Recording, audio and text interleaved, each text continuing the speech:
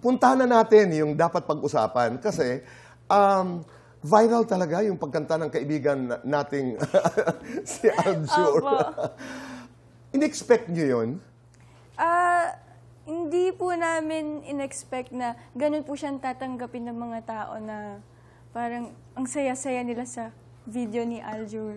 Actually, Tito Boy, pinagpaguran po nila yon as in, inumaga sila. Nakita may ko rehearsal sila. May setup, di ba? May Yes, musician. opo. Ang hindi po alam ng marami, musikero ang ama ni Yes, AJ. meron po silang Oo, bar. may band. At they had a bar dati.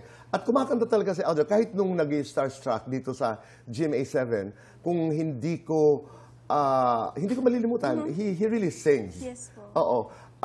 At nakakatuwa yung mga memes kasi kung saan na nakarating. Pero there's a certain fondness about the memes. Yung hindi siya nakakapikon. Yes. Ano ang reaksyon ni Aljur? Wala, Tito Boy. Tawa siya ng tawa. Eh, pagdating naman po sa mga bashings, bashing, wala naman din pong feelings yun sa pagbabashahan niya. Pero ikaw, AJ, kumakanta ka, di ba? Ay, hindi po, Tito. Baka pasampulan ako. Mana po ako sa tatay ko. Talaga? Kaagad, kumakanta? Hindi. Sasabihin ko sana, hindi ba tayo pwede kasi pwede kitang turuan. Ay, yes, Tito. Sige po. Gusto mo sumunod at yung tatay mo. Kasi lahat, nang hindi marunong kumanta dito sa Fast Talk, sinusubukan kong turuan. Kahit isang linya lang. Leron, leron, sinta. Leron, leron, sinta. Oo. Hindi. At hindi tayo bibirit. Anong next line? Leron, leron, sinta. Buko at papaya. Buko at papaya. I'm sorry? Buko ng papaya.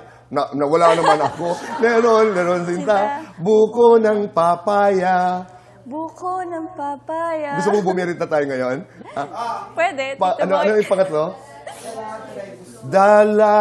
Dalay, buslo. Ano po, Tito? Dalay, buslo. Dalay, buslo. Maraming salamat, AJ. Katuwa ka naman.